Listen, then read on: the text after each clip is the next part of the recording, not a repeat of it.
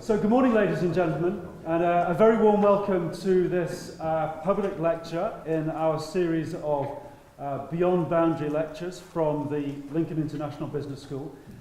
My name is Craig Marsh, Head of College for the Business School, and I'm really delighted to welcome you here this morning to this talk. Now, I know Rebecca probably doesn't need any introduction to you, but I'm just going to spend a minute giving you a little bit of a background to her career. And when I've done that, I'll hand over to Rebecca, who's going to talk for 20 minutes or so, and then we'll have around 20 minutes where she can take questions from you. And we'll be finished about 11:45. So ladies and gentlemen, Rebecca Long-Bailey is a British Labour Party politician from Salford.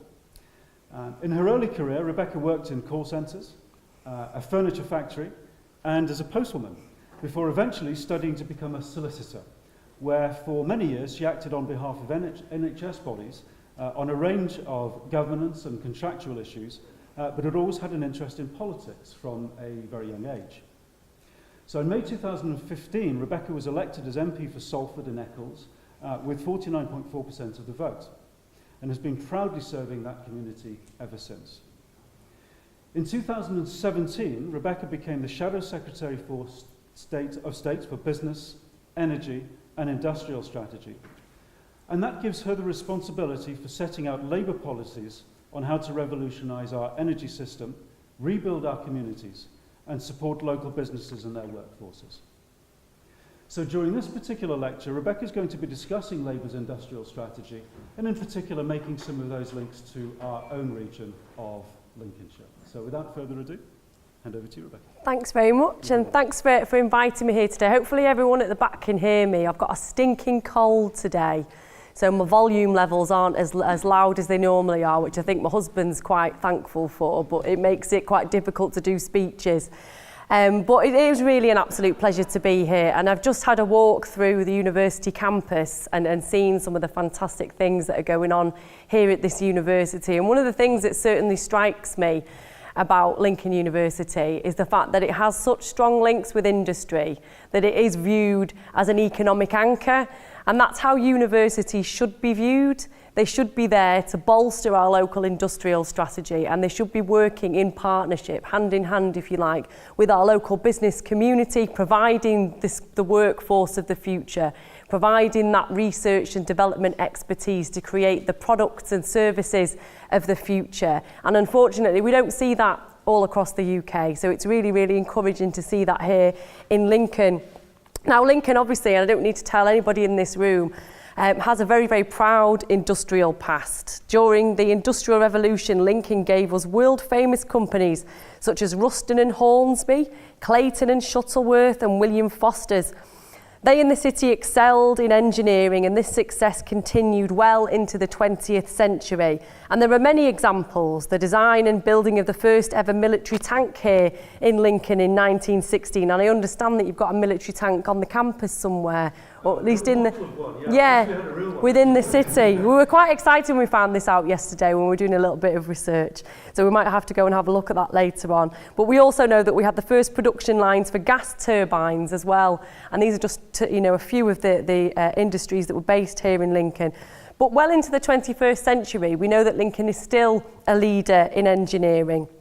The city's industrial heritage and its potential for the future are embodied by the Siemens base here. Manufacturing has had a home at their historic Ruston Works site for over 160 years.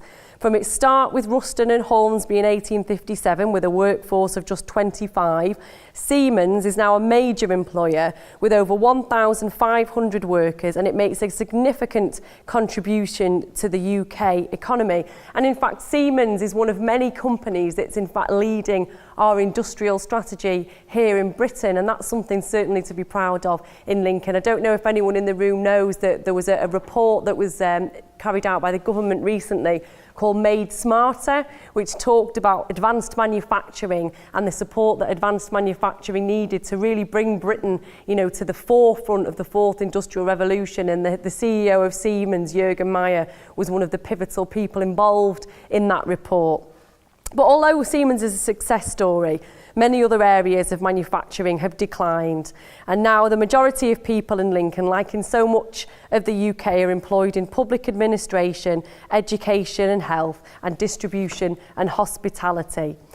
The decline of traditional industries here in Lincoln, and indeed other key manufacturing hubs across the country, has largely not just happened by accident, I have to say. It's been due to the economic choices made by successive governments. Now, I can't ever do any lecture or speech without having a rant about Margaret Thatcher, and I'm afraid this one will be no different. But our economy and... She'd be my best friend then. Was she?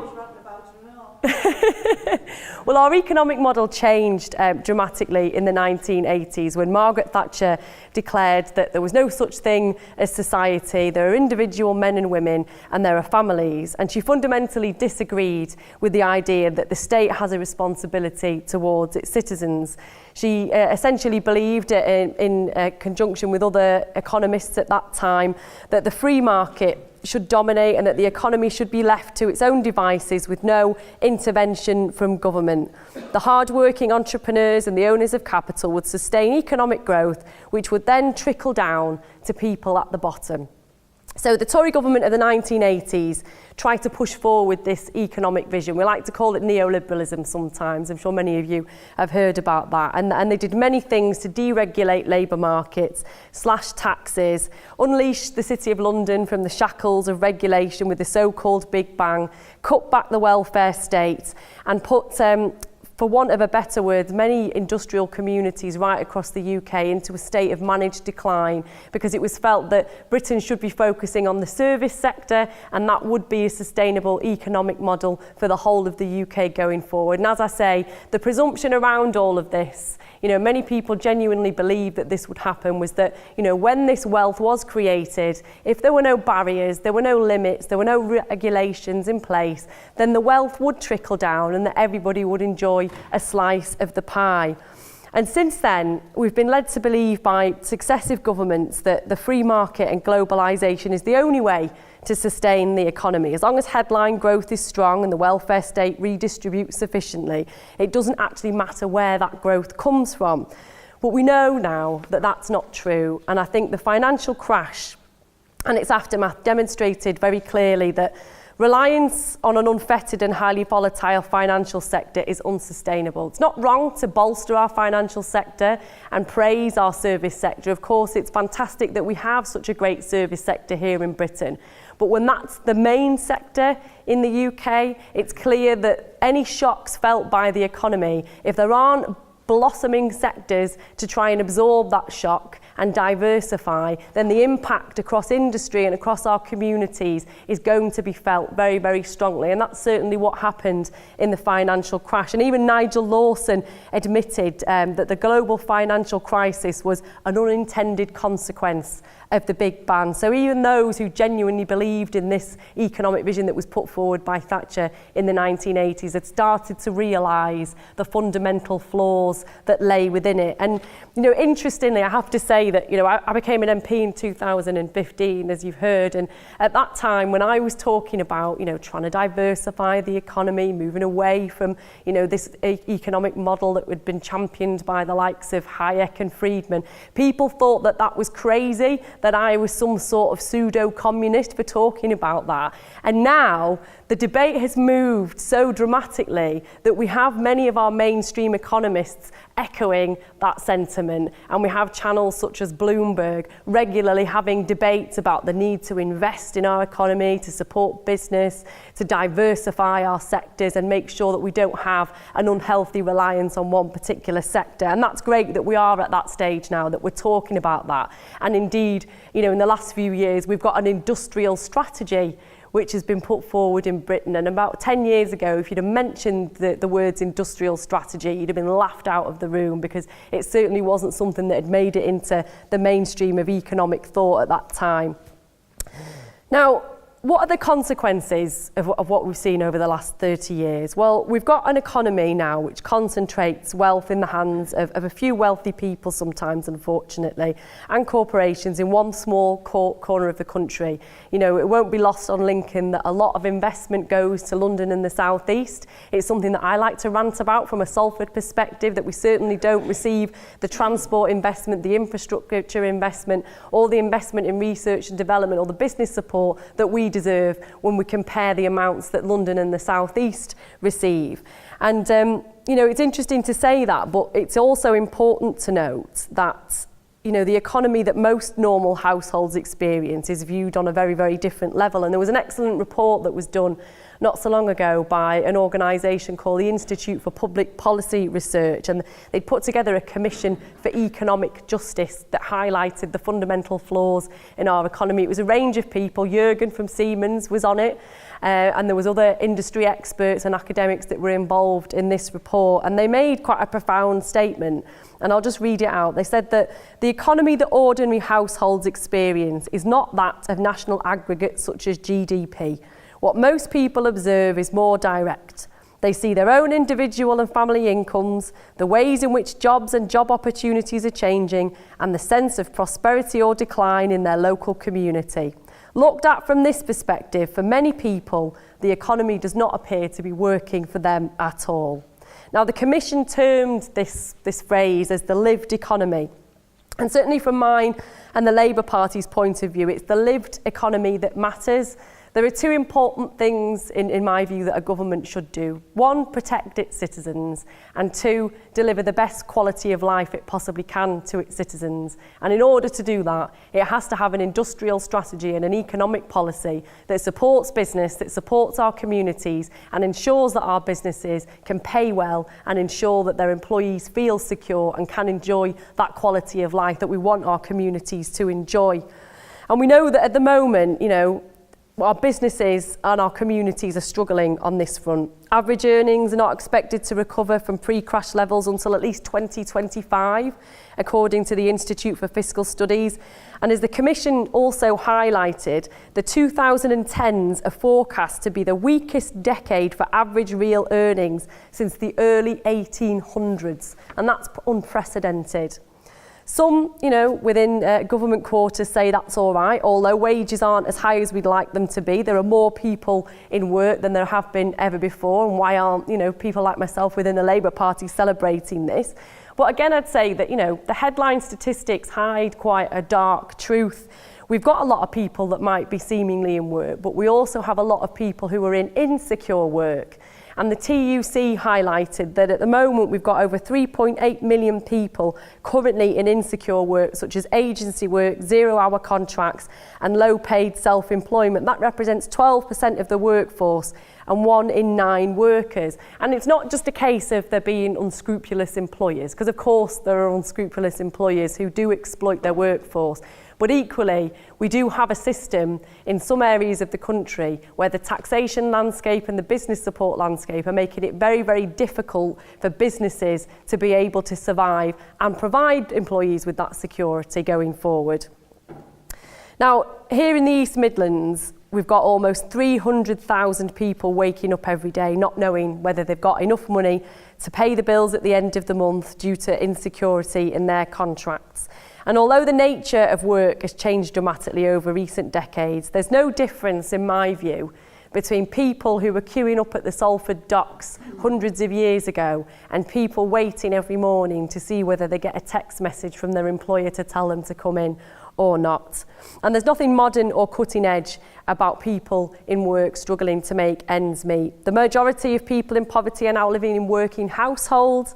22% of the population live below the poverty line after housing costs are accounted for, and 1 in 3 children live in poverty. 2/3 of them are actually growing up in a working household. So it's absolutely staggering. And the Trussell Trust, I'm sure many of you have heard of that organisation, spoke of this issue in 2017, saying that they distributed over 1.3 million 3-day emergency food supplies to people in crisis, which was a 13% increase on the year before.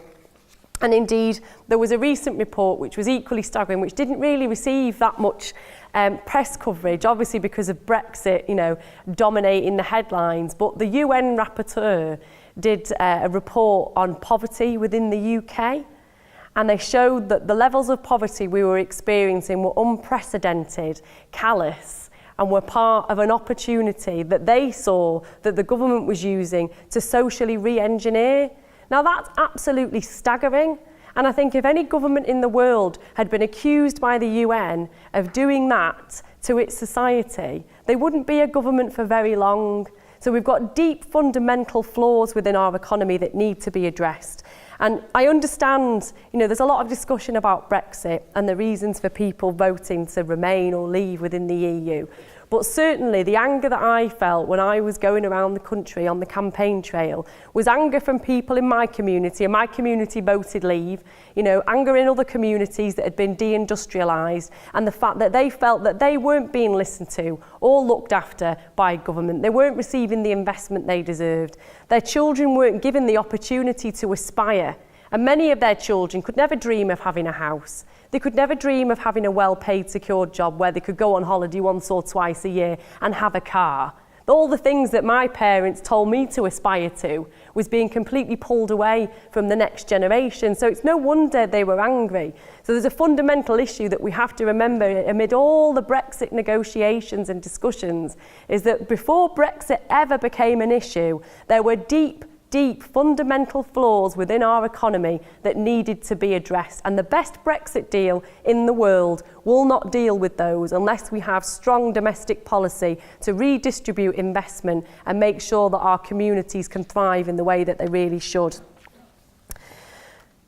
Now, on a regional level, I'm going ranting on about the terrible things that are happening in our economy, and I will draw that to a close very soon and tell you what we're actually going to do about them. But I think inequality is felt at a regional level, and the UK is home to the richest region in Northern Europe, London, but we also have 6 of the 10 poorest. And the Economic Justice Commission also found a staggering statistic that the UK is the most regionally unequal country in the whole of Europe. It's one of the richest countries in the whole of Europe, but one of the most regionally unequal, and that's absolutely staggering. And that's the end of my depression with this bleak picture. We're going to have happy talk now until people ask questions about Brexit, and then we might all get depressed again. But why are we in this mess? So the deliberate choices to pursue the current economic model have provided growth. There's no doubt about that, but the headline rates of growth were masking structural weaknesses, as I've said, which have emerged in our economy over a number of decades. The first of which is that we're still dependent on finance and consumption-led growth rather than investment. The Institute for Public Policy Research's Commission on Economic Justice also highlighted that in 2017, household consumption drove 9/10 of the entire growth of the economy, and this household consumption was in turn driven by rising household debt, which is worryingly forecast to reach 146% of disposable income by 2023, and an over-reliance on rising property values. So our economy is being driven by debt. And that is not sustainable going forward, because there comes a point where people can't borrow any more money, they can't put any more on their credit cards, and then our economy takes serious knocking. Now, there are a number of structural issues as to why this has become the case. And the first really is the issue of short-termism. That's prioritising short-term returns over long-term returns. A fact that I often talk about is that in the 1950s, the average holding period of shares in the US and the UK was about 6 years. Today, it's about 6 months or even seconds in some cases, because we've got a system called high-frequency trading. But we see it on programs like, Wall Street or The Wolf of Wall Street, where things are ticking over that quickly that sometimes people only hold shares for a matter of seconds, make a return, and then it goes back onto the market to somebody else. We've got big remuneration packages and high dividend payouts to many CEOs who equally have share packages within those companies themselves. And these shareholders, it has to say, if you're holding shares for a very short period of time, it would be arguable to say whether they had a long-term interest in that company. And often, the way our company law is structured in the UK, It asks directors to answer directly to shareholders in relation to, how the company is run. They have to pay due regard to other groups such as employees and other stakeholders, but the main duty is directly to shareholders. But if those shareholders are only around for a few months, how could we honestly say that they would think about a company's future over the next 20, 30, 40, 50 years, that they will be happy to maybe hold back on, big bonus packages and dividend payouts in favour of investment for, say, 10 years until the big returns could come further down the line. It's very difficult to see how that model could be sustainable going forward. And that's why we've said, as a Labour Party, that we're committed to reforming corporate governance so that we do instill a culture of long-termism. And I have to say, I'm tarring, corporate governance with a very, very bleak brush, and it's not the case with all companies, because we've got some fantastic companies that do invest for the long term. We've got some very, very thoughtful shareholders who, again, quite happy to be shareholders for a long period of time.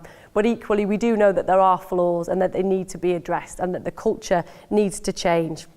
So we've had a number of reports commissioned by a leading group of academics led by a guy who many of you might have heard of called Professor Prem Sikka, who's looked at the ways that we need to reform corporate governance, whether it's by diversifying our boards to include more workers on boards, which is what we've talked about, whether it's about looking at the big remuneration packages that directors get and linking them to real long-term productivity within companies rather than, ambiguous reasons for handing out these big bonuses. Also looking at, the length of shareholding ownerships, and we're looking at those reports very, very closely and hopefully should be making announcements in due course.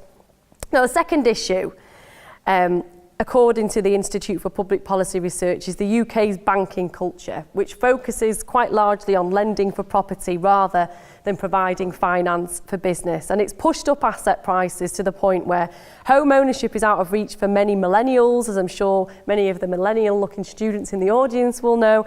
But not only that, it's held back potentially high-growth businesses. There's a third issue. The Conservatives' flawed austerity agenda has dampened demand in the economy by significantly reducing the amount of public investment in things like infrastructure and research and development, all the way down to potholes on the road. And I think that you can see, the extent of the symptomatic underinvestment in particular regions when you drive down industrial estates and you can see huge craters in the roads. That's just one, example that I think could be used to exemplify what's happening right across industry and across the business world. Now, hand in hand with this reliance on the finance and consumption-led growth has been a sharp decrease in manufacturing. We've been told that it's good for our economy to manufacture less and that it's all right to rely on imports while we focus on the financial sector. And in the early 1980s, 26% of jobs were in manufacturing compared to only 8.1% now. And manufacturing now actually only accounts for 10% of our gross value added. But as Jeremy Corbyn has said recently over the summer when we were launching our Build It in Britain campaign, this lack of support for manufacturing is sucking the dynamism out of our economy, pay from the pockets of our workers and any hope of secured well-paid jobs from a generation of our young people. And that leads me on to the final weakness that I want to talk about that I think is holding our economy back, and that's productivity growth. Now, productivity is output per hours, the amount of stuff that the UK produces per hours in a nutshell. And increasing productivity is vital to drive up wages and productivity growth. Now, our UK productivity hasn't been this bad since just after the Napoleonic Wars. That's absolutely staggering. And the main reasons for this are that we have very few productive companies, but a long tail, we have a few very productive companies, but a long tail of low productivity firms and a labour market that's far too flexible. And in a flexible labour market, workers have very little bargaining power. In the UK, this has been most exacerbated by the erosion of trade union and workers' rights, most recently through the Trade Union Act, which significantly limits the ability of trade unions to organise, and trade union membership has steadily declined. And in the 1970s, it's important to note that 70% of workers were covered by a collective bargaining agreement, and now it's only 26%. And a collective bargaining agreement, for anyone in the room who doesn't really know anything about trade unions, it's essentially an agreement across a workforce or a sector where you agree rates of pay so that everybody across a whole particular sector can enjoy similar rates of pay. And that is very rare, unfortunately, in Britain at the moment. If labour is cheap, firms won't invest in productivity, improving technology, or innovate in other ways, and this leads to a low wage, low productivity cycle. In the UK, the vast majority of employment outside the public sector is in low wage, low productivity sectors like retail, hospitality and social care. And these sectors not only have typically poor working conditions and pay, they also hold back the productivity of the entire economy and are a shadow of what they could be under a Labour government. Now, I've set out why I think the economy is failing very briefly. But now I want to give you a few ideas as to how I think we can turn this around. Now, first of all, we've got to fundamentally rebalance our economy away from the vested interests of an elite few in one corner of the country and create a sustainable economy that works right across all of our regions.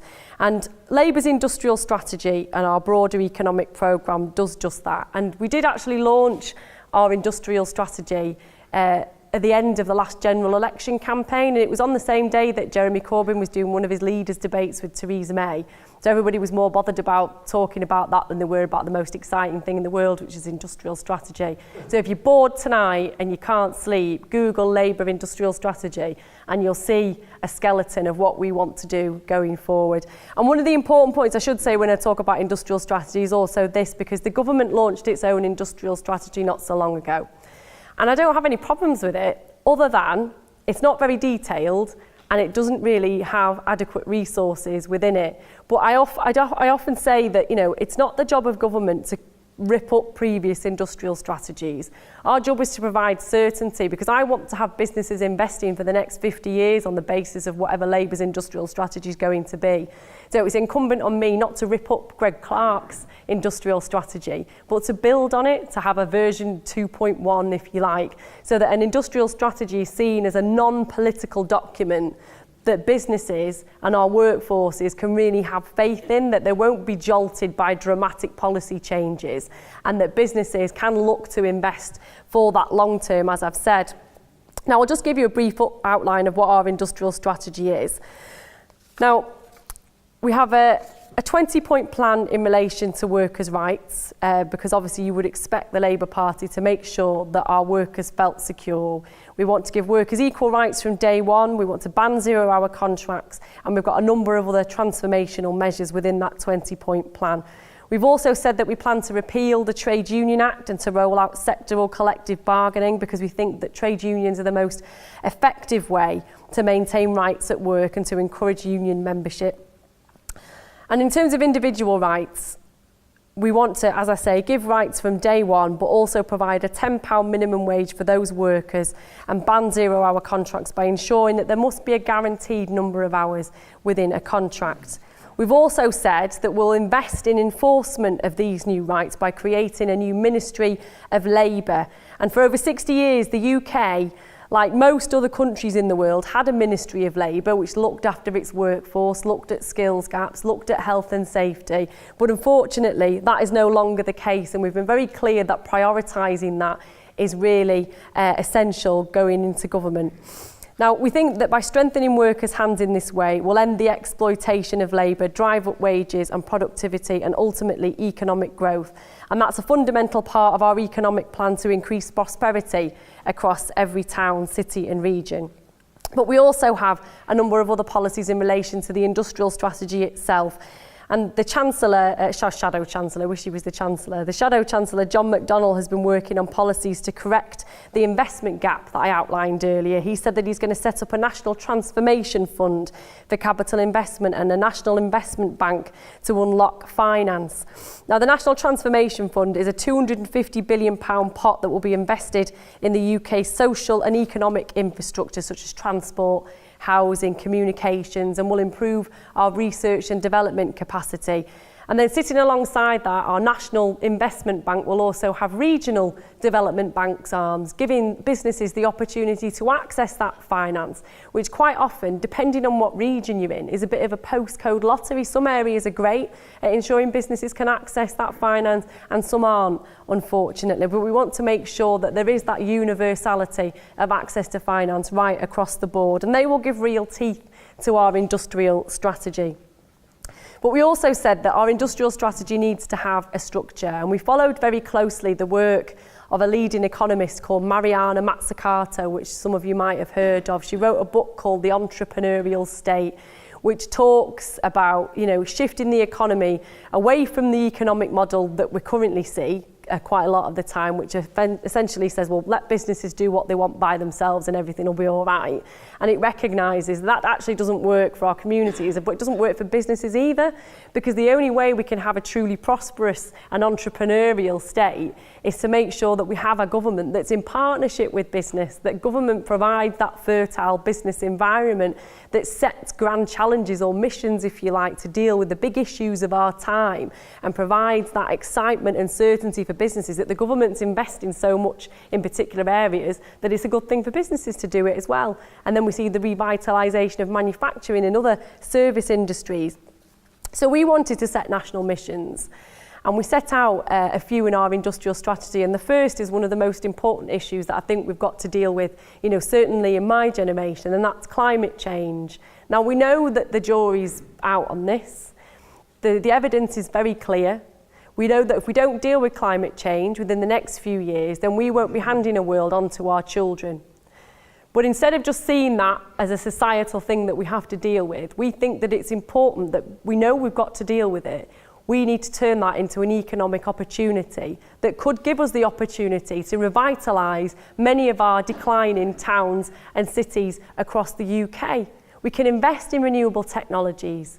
We can make sure that we lead the world in renewable infrastructure. And we set out quite a detailed plan, and there's more coming in the pipeline in relation to our energy plans. But the whole title around our energy mission was to get 60% of our energy from renewable sources by 2030, setting a very clear benchmark for business and for government to reach that target. And we set out very clearly how we were going to incentivise investment, which particular industries were going to receive support, which tax incentives were going to be available, what our energy mix in the future was going to be like. And we've got a team of engineers and industry experts currently on the verge of releasing a report setting out to the next Labour government what our new energy mix is going to be, the levels of investment that are required, and the level of certainty down to the detail of how many jobs we could have in particular regions. And I think that's what we need to do. And certainly after 30 years of economic decline in many areas, most of our communities are fed up with things just being a little bit better. I think they want a vision for the future. They want to see what our economy could really look like if it received the support that it deserves, and that's certainly what we want to do. One of our second missions is in relation to research and development, and we were very tired when we were putting together the manifesto, because obviously it was a snap general election. Do you remember when Theresa May went off on a hiking holiday and then she decided she was going to have an election and she came back again? So we furiously had to put together this manifesto. And we were working on this second mission, and we couldn't really think up a better title to it. And I still think it sounds a bit too kind of like management speak for me. And we wanted to create an innovation nation. And by that we meant we wanted to spend at least 3% of our GDP on research and development. Now it sounds very bland, but when you look at that in a global context, all the other leading industrial nations in the world spend at least 3%, those OECD countries. At the time of the general election, Britain was spending about 1.7% of its GDP on research and development. Now, the government has since upped that to 2.4, 2.5%, but it's still not bringing us up to the level to compete with the big boys and lead the world in terms of industry. And if we want to manufacture the products of the future, we've clearly got to invent the products of the future and services of the future. And to do that, we have to provide our research and development community, including our universities, with the support that they deserve. And in turn, that crowds in excitement from the business community, from venture capitalists who want to be in on it as well, and will invest in those future goals. Now, in relation to skills and education, you know, there are students in this room who, you know, will leave university with untold amounts of student debt. And, you know, I was one of the first years that had to undergo tuition fees, but even then I only had to pay £1,000 a year, and I was angry about that then. And it's not fair to expect our young people, or people who want to retrain in the middle of their career, to go into their future career with that level of debt. We want to encourage people to broaden their horizons, raise their aspirations, and provide, you know, our businesses with those high-level employees of the future. So in order to do that, we stated that we'd scrap tuition fees for undergraduate degrees. We also said that we'd introduce a national education service on a similar premise to the NHS, and introduce free lifelong learning in further education colleges.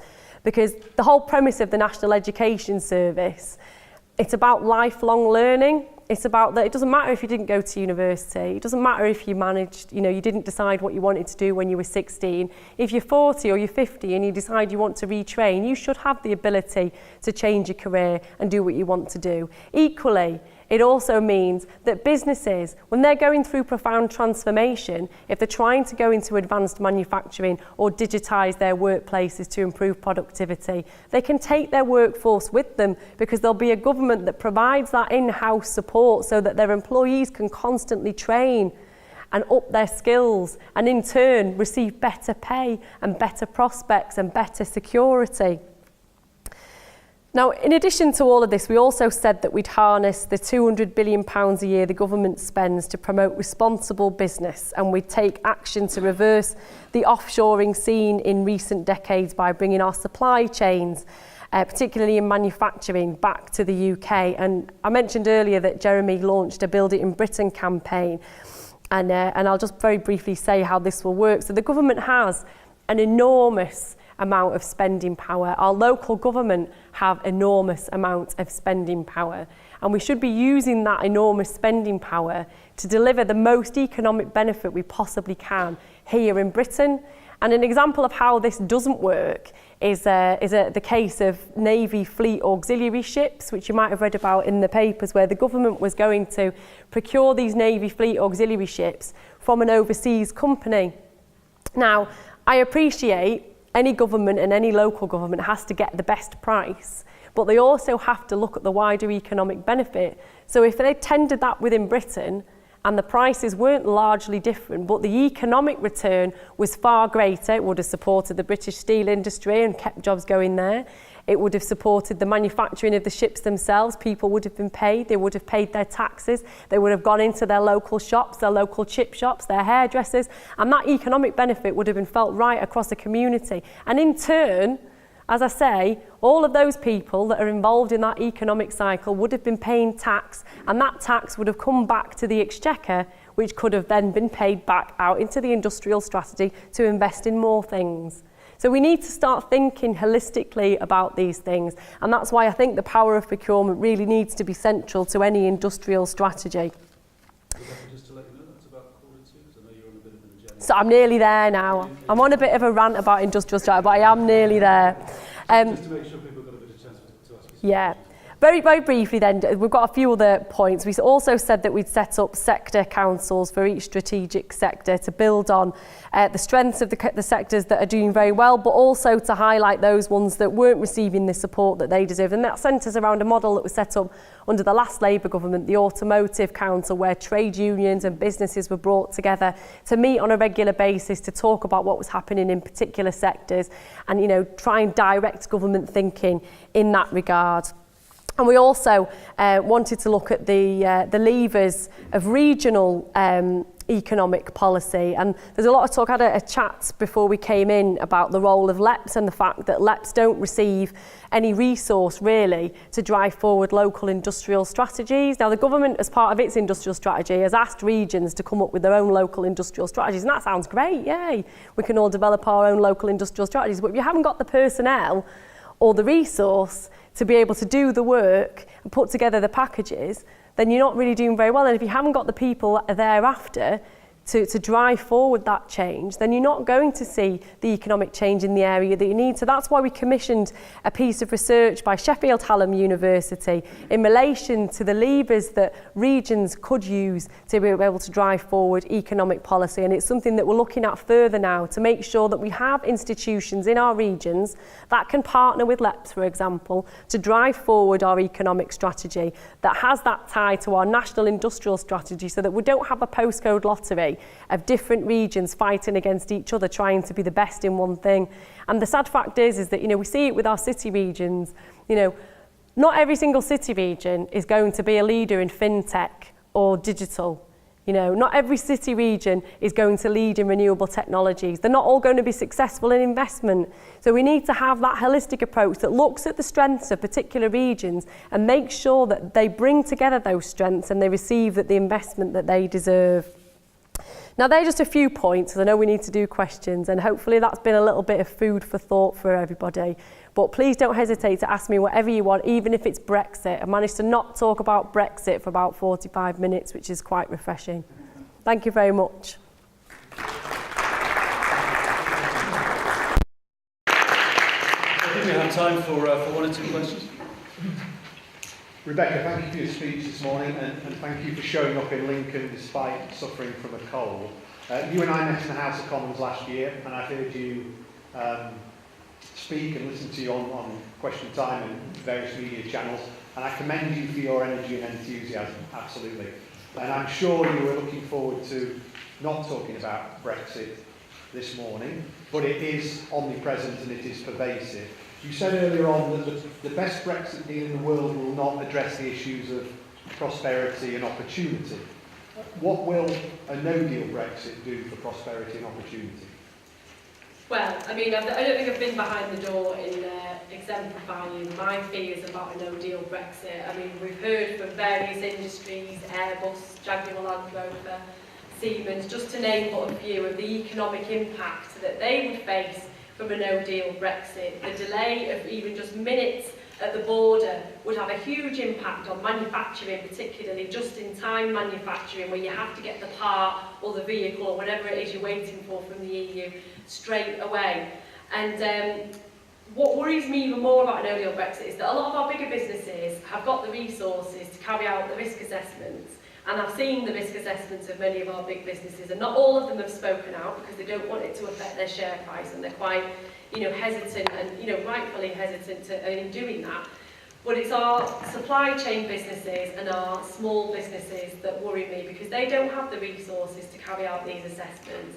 They often don't have operations in different countries, and if one of the bigger players leaves because of a no-deal Brexit, the impact of that is going to be felt right along the supply chain, right down to your sole traders who might be here in Lincoln, who might not be able to carry on anymore. So I think, the political games that are happening in Westminster at the moment, with it being between Theresa May's deal or no deal, I think are very, very dangerous, because there's no appetite within Parliament for a no-deal Brexit, because I think most people know the damage that it could cause. So it's incumbent now on the government to produce a deal or renegotiate a deal that will provide consensus, and they're not doing very well on that front at the moment. So it's a very frightening time, a very uncertain time in politics, not least for businesses who, they've been floating along for 2 years now, wondering what might happen, holding back on investment decisions, and they're still none the wiser as to what's going to happen next.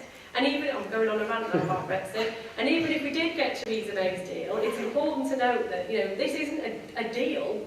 This is the divorce part of us leaving the EU. So the withdrawal agreement deals with the basic things that we would need to do to divorce from the EU. It's not an agreement on what our future relationship with the EU is going to be. There's a 2-year transition period, which is great, because that's what we were asking for within the Labour Party, but there's no certainty as to what the government might even want to negotiate for a future trade deal. So if a business is wanting certainty, say they want to invest for the next 10 years, if they've got manufacturing facilities and they've got to think about where they're going next with their operations, having a 2-year transition period is not good enough for them. So they'll already be thinking about the uncertainty that could arise, even if the deal is agreed. And that's why I think we really do need to provide more certainty at this stage. Yeah. Thank you. Well, thank you for the lecture. And I know I'm going to ask you some questions, perhaps not directly related to the business. And I want to know, in your standard in your party, what do you think, what do you define the deliver the best life to your people? The what, sorry? How do you define, you said the other side of your opinion, you should deliver the best life to your people, towards your citizens. And in the standard of your party and yourself, how do you define that sentence? The best life, well, I mean, it's certainly different for all politicians, but certainly for me, I think the best quality of life is security. It's feeling safe. It's feeling happy in your own home, in a home that you feel secure in, that's of a good quality. It's having an income that's enough to provide for you, for your children. It's about having the opportunity to aspire, the real opportunity to aspire, not a dream. You know, there are jobs in this world, unfortunately, that even if you went to Oxford and Cambridge, you got a first, never in a million years would you earn the levels of wealth that were in some quarters of society. I want it to be a real achievable aspiration. Of course, not everybody will want to go to the heady heights, and if they don't, they shouldn't be penalised for that. They should still have that decent quality of life. Everyone should have a home, a decent life, and security. Yes. May I continue my question? Go on then. Right. So, you see, a human being's life is relatively short compared to a country's life or an organisation's life. And how do you ask short-term creature to have long-term perspective? And you say university, the student in UK, they have the opportunity to access the student loan. And I've done some research because I'm going to do a presentation, well, I was going to do a presentation about education. And obviously, around 46% of UK citizens had taken the higher rank education. So it's more likely the higher rank education is becoming a trend. So young people, they don't know what to do, then they take the trend to take the university life, and sometimes it's quite a waste of these limited public resources. Do you remember my first question? So the first question, I think, was how do we expect people who don't live for hundreds of years to look forward to a long-term vision in our economy? I think most people, most human beings, would want to leave a decent quality of life behind for their children and those that come after them. So they want to have a nice time while they're here, but equally they don't want to leave everything in disarray for their grandchildren and their great-grandchildren. I think we're all good people. Most people in Britain, in fact, you know, all people in their heart are good people, and I think want to leave everything, you know, leave the world in a better state than they found it in. So I don't think it'd be very difficult to instill that culture within society, because it's already there. Unfortunately, you know, we do have a difficult economic system that people are operating in at the moment, where they are finding it hard to make ends meet, and you know, that solidarity and that bringing together of society to work for the common good and for the future sometimes seems a little bit difficult to achieve, but it's certainly there. You know, if you go out onto the streets of Lincoln and you talk to communities, everybody be happy to make cups of tea for each other and look after their neighbour if they thought that there was something wrong with them, or they were depressed, or they were suffering in some way. And then your second question was in relation to, you know, is it wrong that there's a trend towards university take-up? No, I don't think it's wrong, and I don't think we should tell people that they shouldn't go to university if they want to.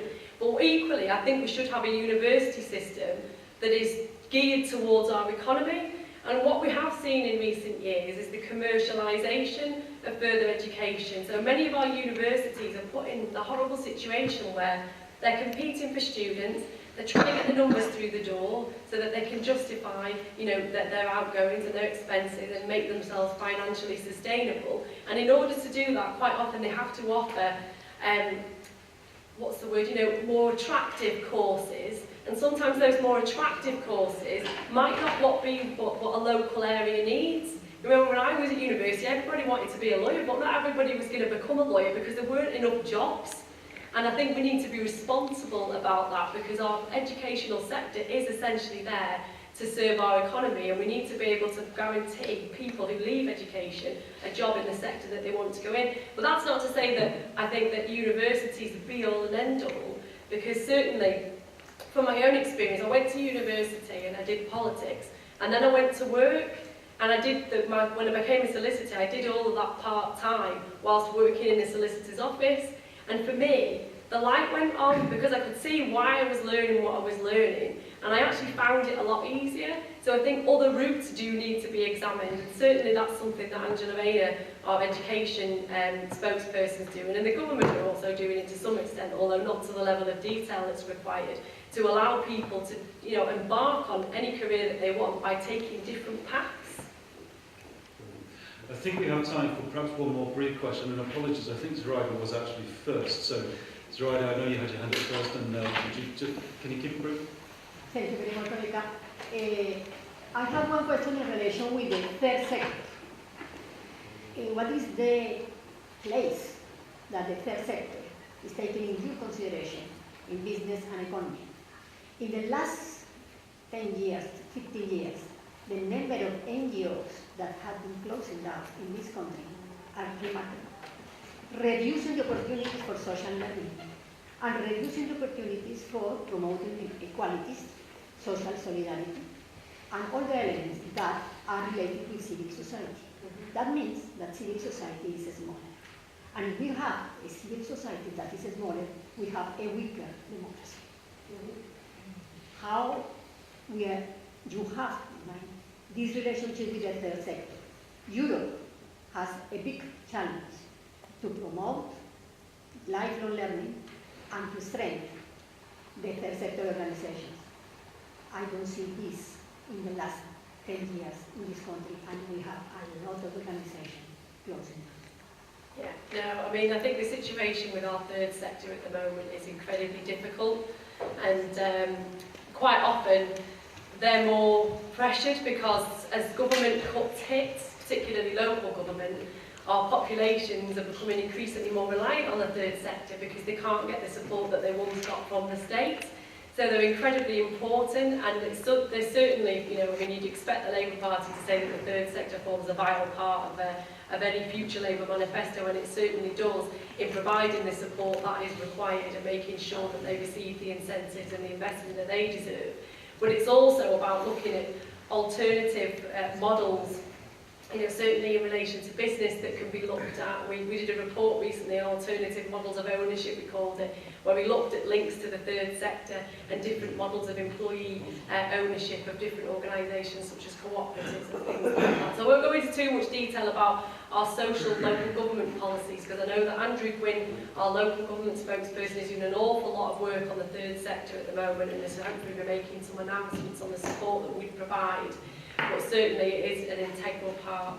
I know there was a lady with a pink lanyard on, she had a hand up. I was just going to ask about the internships in the Houses of Parliament, because there was, I don't know if people are getting paid anymore for them. I thought it was a bit of a thing because most of them, you know, if you've got a rich parent, you can go on there. Yeah. I think it still happens. I'm not entirely sure, so I wouldn't like to kind of say that. Yeah. I know that for sure, but it definitely was happening, and it's right. And it doesn't just happen in Parliament, unfortunately. Well, no, but Parliament is run our country, that's why I asked. Yeah, exactly, and it's not right. I don't think anyone should do work and not be paid. It's kind of different if it's a 16-year-old work experience for a week or something. Yes. That's different, Yes. but if it's somebody coming in to work for a few months or a year and not be paid, I don't think that's right. Yeah. So, ladies and gentlemen, we do have to leave it there, not least of which because we have another lecture waiting to come in for midday, and Rebecca, I know you're on an agenda as well to go back to later. So, I'm sure you agree, ladies and gentlemen, regardless of your politics, it is really healthy for our national debate, and we're all interested in industrial strategy, to have what is a well laid out and detailed, viable alternative to the current one. So, and one which is particularly well, eloquently and passionately described by Rebecca. So let's just give Rebecca a final round.